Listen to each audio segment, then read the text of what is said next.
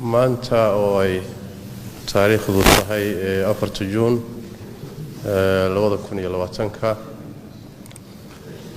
waxaa isugu yimid hoolka shirarka masaajidka Jami Mosque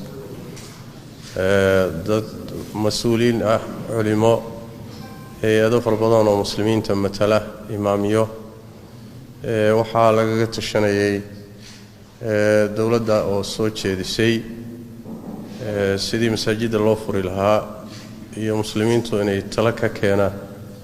sidii la isu waafajin lahaa cudurka in la iska ilaaliyo masaajidiina la furo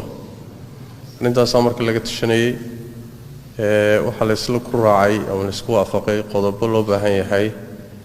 in masaajidda markii dawladdu ku dhawaaqdo furitaankooda in ay ilaaliyaan gudiyada masaajidda waxa la isla qaatay oo laga rabaa in gudiyada masaajidda iyo imaamiyada mas'uuliyadeeda ay qaataan dadkana lagu wacyigeliyo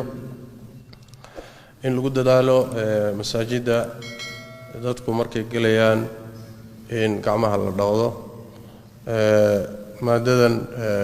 jeermiska dishan insha Allah ta'ala la isticmaalo in lagu dadaalo masaajidda nadaafadooda xilli walba oo la nadiifiyo in dadku markay soo galayaan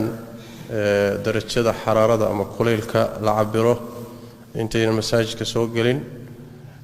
gudiyada masaajidu waa inay xaqiijiyaan in kaabedka lagu tukanayo dadku ay ku sujuudayaan haddii la qaadi karana la qaado haddii kalena in si joogto ah loo nadiifiyo si uusan dadka cudurka ugu gudbinin gudiyada sidoo kale masaajiddu waa inay xaqiijiyaan qalabka masaajidka dhex yaala sida kutubta iyo wixii la mid ah in aysan dadku isugu gudbinin xanuunka sidii kolba loo farsameyn karo ama in laga saaro ama masaajidka ama in la xidho si in loo farsameeyo sidoo kale haddii masaajidka floor iyo meel yani wax lagu tukanayo ayadana mar walba in saladaha gadaashooda la nadiifiyo la hagaajiyo labada ruux isgarab taagan inay kala fogaadaan 1 mitir iyo badh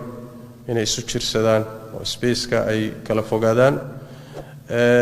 maamulada masaajidda sidoo kale qaybaha banaanka ee lagu tukanayo haddii masaajidku uu barsaleeyahay ama banaankuna uu leeyahay in la suurto geliyo sidoo kale masaajidda in darishadaha iyo albaabada mar walba ay furnaadaan sidoo kale in musqulaha iyo goobaha weysada totally la xidho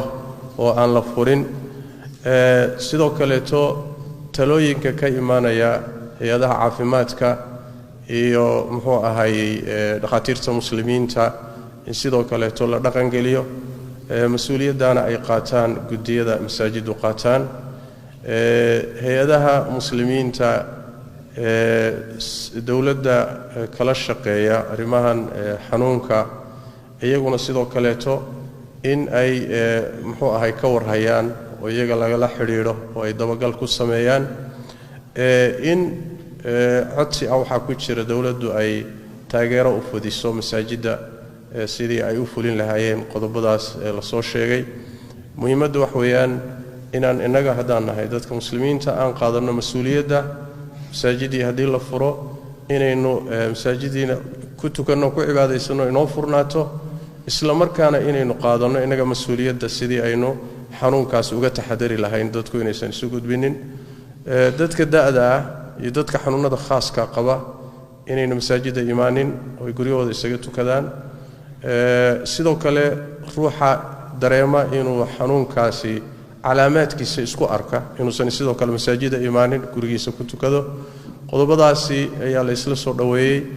waana wixii inaga markii masaajidda laynoo furo laynaga doonayo inaynu ilaalino dawladda ayaa loo gudbin doonaa insha Allah ta'ala codsatay in la soo gudbiyo qodobadaas iyagoo faahfaahsan markii ay dawladdu soo ogolaatana insha Allah ta'ala inaga laynooga baahan yahay inaynu fulino waad maasantihiin arrintaana process-keeda socda gudiya loo saaray muxuu ahaay waa la daba socdaa berri ayaa insha Allah tacaala kulan dawladda la yeelan doona kadibna madaxweynaha loo gudbin doona insha Allah tacaala si loo soo ogolaado aad baad u mahadsantahay. Assalaamu calaykum wa rahmatullahi.